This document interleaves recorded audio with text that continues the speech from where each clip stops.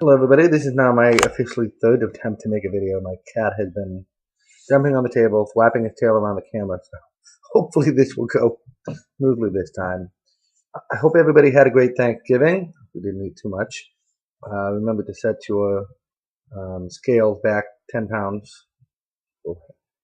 Um, we're moving into week 12. We've been discussing plays so far and taking a look at what are some of the basic characteristics of plays. The fact that the actors are live traditionally, the fact that mistakes do happen. People lose lines, people forget lines, and it's not like there are do-overs when they are actually engaged in performing a play in front of a live audience. That being said, there are some advantages to plays that films don't have, and some of you have covered those on Facebook.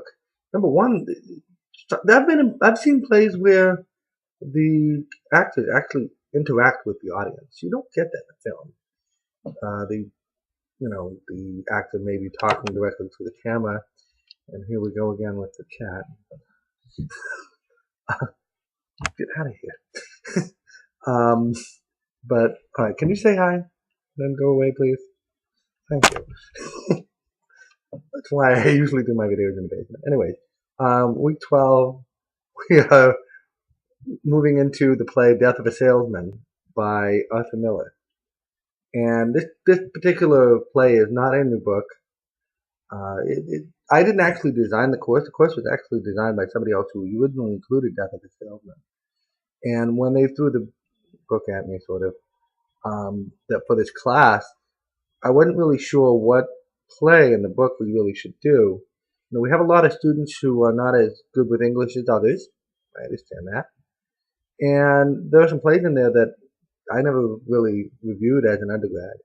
One of them is, and it's quite long, and there's a couple of others in there that are very short. So I decided on Death of a Salesman, which is easy to read, it's easy to understand, it's easily relatable. The main character is Willie Loman, who is a salesman, and it really kind of chronicles part of his life towards if you want to say a midlife crisis. That is definitely, I think, what it is. What we're going to be looking at are characters, scenes, setting, and what Willie does and his actions. Obviously, there are limitations with plays. When you're reading a play, you don't have any narration there normally.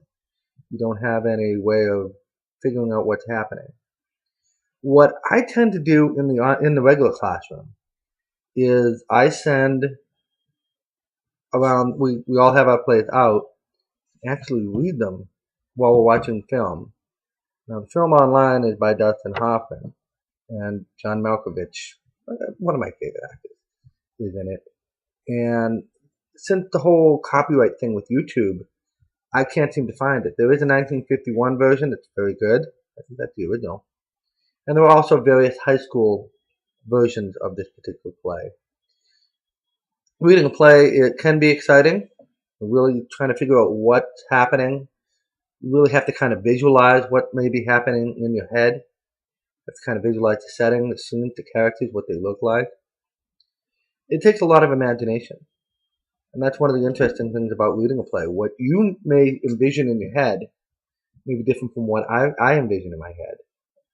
And one of the problems with plays, especially if it becomes quite successful, like the producers, like the Nutcracker, is we kind of get these preconceived notions of who the characters are and what they look like. For example, One Flew Over the Cuckoo's Nest, the book. I can't read the book without picturing Jack Nicholson as the main character. I've read Hamlet many times. I cannot read Hamlet without looking at thinking of Mel Gibson as the main character. It kind of detracts a little bit, I think. So what you want to do when you're reading is try to visualize what the characters look like, how they're interacting. Try and follow along.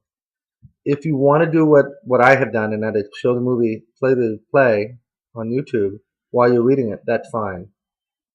Now, since the story is not in the book, I'm attaching it as a PDF file. Let me know immediately if you can't open it. I will attach it to the email. I will attach it to the assignment. Okay, so that way you have it.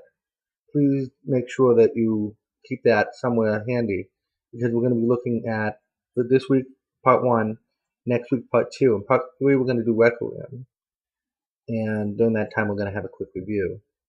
Now if you look on your syllabus, it actually talks about Essay 3. And I was originally going to give you guys 2 options, and after much debate, I think I'm going to continue that. Your first option is to pick a play that you want to write about. You can pick Hamlet, any of the ones from the book. Let me rephrase that a little bit. Any of the ones from the book. You're going to be writing about characters, etc. I will give you the assignment middle of next week, end of next week, so that way you're not scrambling over the last couple of weeks, because I know you have finals. The other option is to analyze the character of Willie Loman from Death of a Salesman. It's up to you. I want to leave some options open. The problem with writing about plays is that, time consuming. Especially when we're coming up to the end of the semester, you're going to have to study for your final exam. You've got other classes, So I'm trying to make this as quick and painless as possible. So I'm attaching the PDF file for Death of a Salesman on my Literature Lab. The week is up. The questions are there, as well as the Facebook questions. I've noticed that over the past few weeks, students have tended to disappear for a little bit, and then suddenly they come back. If we're in week 12 and you're just now submitting week 7 or 8, unfortunately, I can't give credit for that. We've moved on from the unit. So keep that in mind as you progress towards the end of the class, okay? I've already sent out the final exam schedule. If you need that again, let me know. It should be an email that I submitted to you. Some of you have, well, one of you so far mentioned impossibility to do the final at the scheduled time. I'm still waiting from my supervisor, Dean, to find out what reasonable accommodations I can make you. I don't mind coming in the morning and then, that's fine. I have no problem doing that. I want to see you guys succeed in this class, but I have yet to hear back from them. So I will get that information out to you as soon as I can. Okay, have a good weekend. I'll see you on Facebook.